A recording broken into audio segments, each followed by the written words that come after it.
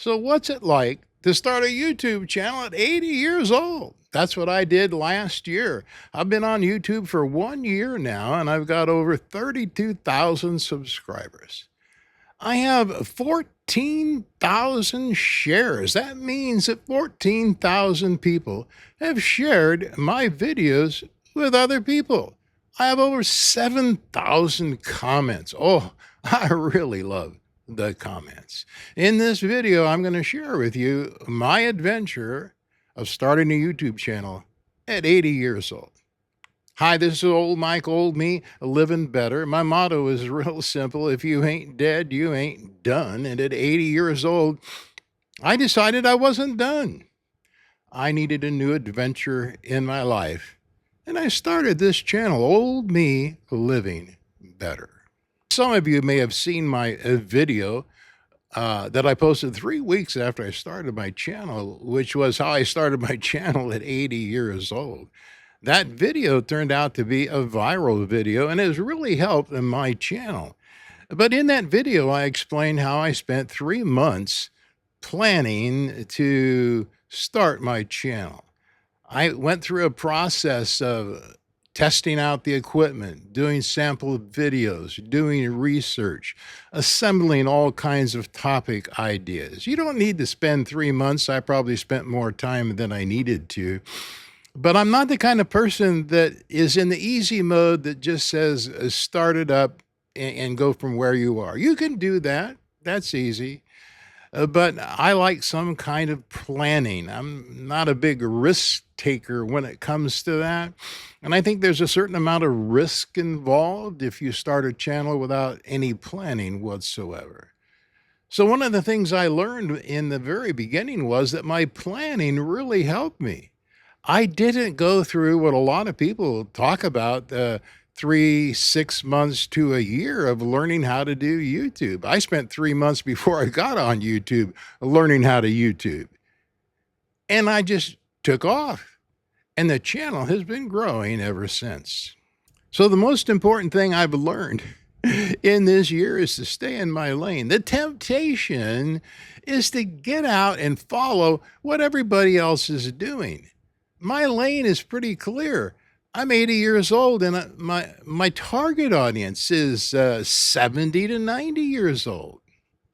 It's interesting, though, that half of my audience is Gen X, Gen Y. Those are younger people who find encouragement from my videos, and I have them in mind when I'm doing my videos, but my primary target audience is 70 to 90 years old. And I want to encourage people in the fourth quarter of their life that are in the lane that I'm in, which is a part-time YouTuber.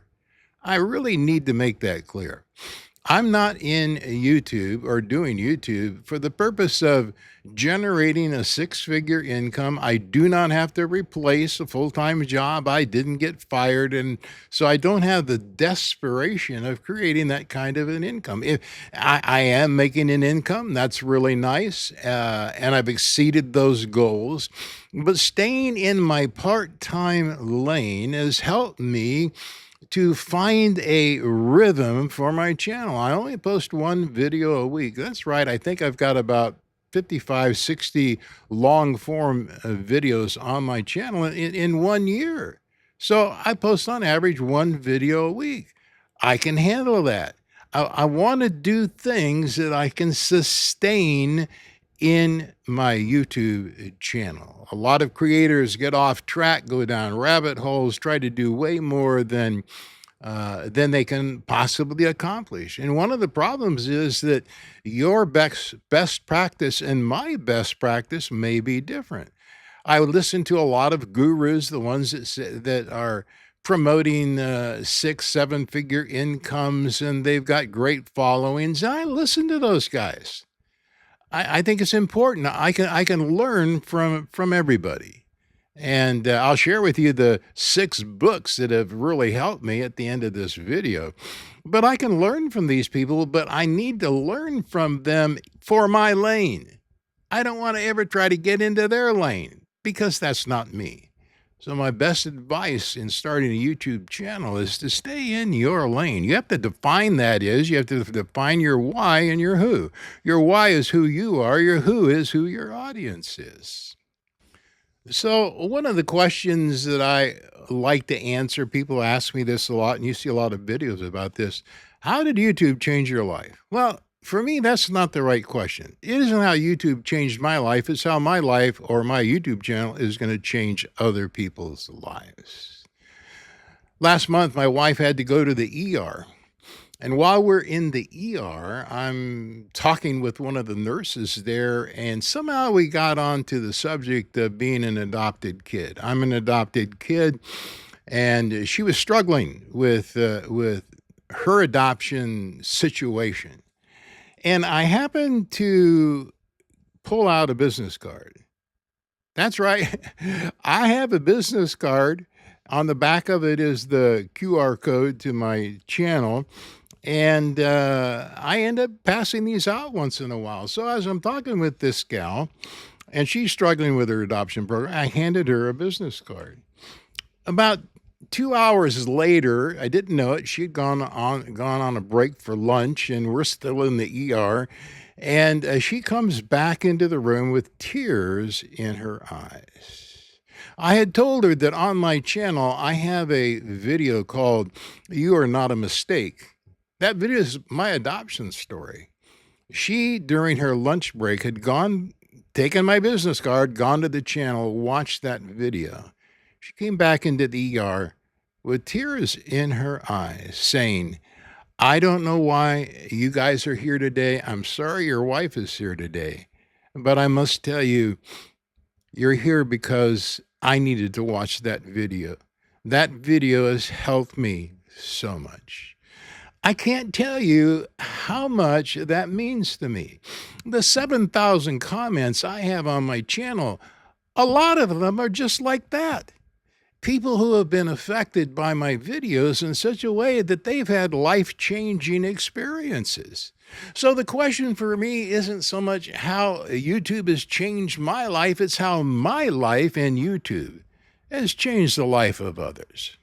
So one of the other things that I really love about doing YouTube is giving other people a shout out, encouraging other YouTube creators. I even have a playlist on my channel. I'll leave a link in the description below. I want you to go look at it. I have a list there and I rotate it frequently of new creators. These are people, for the most part, that have replied to my questions, or rather to my videos, and they left a comment. And so every person that leaves a comment in a video, I go to see their website. I click on their avatar, and a lot of them are really great, but they don't have a lot of subscribers. They don't have a lot of followers. So I created this playlist, and you can go and look at some of those creators who have just started out. It's wonderful. I've been interviewed by a lot of different creators. A lot of creators give me shout outs, and I think it's a wonderful way to extend reach and extend something that's positive. Again, it's not how my life has changed, it's how I hope my life or my YouTube channel that can change others. I love it when I get to a YouTube channel and they're shouting out other people. I think that's a wonderful thing to do. So everybody wants to know what the time is. Oh, Mike, how much money did you make over this last year? Well, first of all, I got to tell you, I set very minimal goals when I started a year ago. Matter of fact, when I launched my channel, my goal was to have 10,000 subscribers by the end of 2025, averaging close to $1,000 a month at the end of 2025. That would have been a year and 3 months when I set those goals. I have exceeded those goals in the first year. So from that standpoint, I feel pretty good about that. And people say, well, where are your sources of income? Well, my sources of income are YouTube AdSense. Right now, over the year, I've probably been averaging $300 to $450 a month from AdSense. I have a Buy Me Coffee link. Also, I've got merch. As you can see, I've got my shirt and I've got my stickers. And coffee cups, all that stuff in my merch store. Don't make a lot of money there, but it's kind of fun. So I have an Amazon affiliate, and that goes up and down. And sometimes you make a lot of money through an Amazon affiliate, and sometimes you don't. I also do coaching, but very limited. I only coach people that are between the ages of 70 and 90. And I only do one coaching client at a time. My time is pretty valuable, so I don't do a lot of coaching, but I love coaching. It's really great.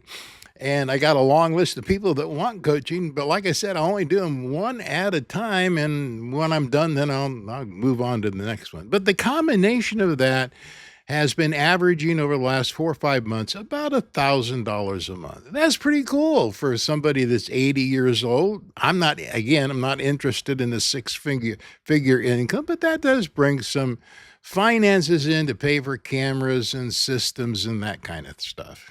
I have 5 books I'm going to recommend that you read, and I actually have the book. I own these books and I've read them.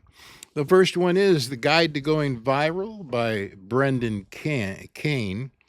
The second one is Wealthy and Well-Known. It's not so much about getting wealthy, though that's a part of it. It's the well-known part that is great. It is really wonderful. Third book is a book that I've recommended before, Hook Point by Brendan Kane. Again, a great book, well worth the read. Next book is Superfans by Pat Flynn. Pat Flynn's got several books. I've read all of his books, but this is a great one. And then Cal Newport has a book so good, they can't ignore you. Now, what do these books have in common that I've shared with you so far? They are all regarding community and audience, your who. If I've learned anything in my first year on YouTube, it's that I need to create content that answers a question, solves a problem for the who, the world of my universe. Seth Godin, and this is the last book I'll recommend, The Dip. This is a terrific book. Seth Godin talks about, in this book, besides the dip process, which most YouTube channels go through, he says you need to be the best in the world. Not the best in the universe world, but the best in your world. In other words, the world of the people that watch your videos. And so it's so important to me to know who the who are. What are my goals for 2026? I do want to start a community. I'll probably do a school community. It won't be a free community. It'll be a nominal fee. I've had bad experience with free communities with all the spam that goes on with them. But it will be targeted for people in the fourth quarter. I probably won't keep you out if you're 30, but I want to especially reach people who are at retirement age, baby boomers plus, who are interested in maybe some side income, but they want to build a legacy. They want to start a YouTube channel. And I want to have a community that I can exchange ideas and we can talk about that. I love community. It's a wonderful thing. The other thing I'm going to do is a master class. I got this idea from another YouTuber that did a 6-hour master class. I'm not going to do 6 hours. I may do an hour or an hour and a half master class and do a workbook to go along with it. Again, for my lane, for people that are baby boomers and retired or semi-retired, from zero to where I am, what I've learned, and go through all the processes that I've learned to do. I've learned a lot of things along the way. I've learned more things not to do than I have learned what to do, right? And I want to share that in a longer video. I'll be doing that next year sometime. The other thing is, one of the problems I've had, I've made promises in my videos that I haven't fulfilled. That bothers me a lot. I do have an email list. You can sign up for it. It's in the description. It's got over 1,000 subscribers to the email list. Guess what? You don't have to worry about me bugging you because I haven't sent out a single email to that email list. And I promised the people on that email list that I would send them a baby boomer quick start guide. It's taken me all year long to figure out what I want to do with that. So in 2026, when I do this master class and the workbook, then I'll send out an email to everybody. Again, those are going to be free. I'm not going to charge for them. It really bothers me. I go to a lot of channels and you're teased with some free stuff, but then if you want the real stuff, you've got to buy stuff. Yeah, if you want to buy me coffee or buy a sweatshirt, that's cool. But I'm not going to sell you a $5,000 course on how to do a YouTube channel. Matter of fact, I didn't take any courses. I didn't buy anything when I started my YouTube channel. I should have mentioned that at the very beginning. I know some people, again, if you're desperate and you need to replace your income, yeah, maybe it makes sense to spend $5,000 or $10,000, or some of these courses are like $15,000 for a course. You don't need that, especially if you're in my age group and your finances don't dictate it. You can get on. I'm proof of it. I got on YouTube without taking a single course. And in 1 year, 32,000 subscribers and the relative success that I have. I think that's pretty cool. So that's it for 2026. What about you? Have you started your YouTube channel yet? You don't have to be 80 years old to start it. I give a lot of shout outs to a lot of creators in my space that are between 70 and 90 years old. Yeah, you can get on YouTube at 80, 90, and really do well, but you can also do it a lot younger. I want you to be encouraged that if I can do it, you can do it. My motto is real simple. If you ain't dead, you ain't done.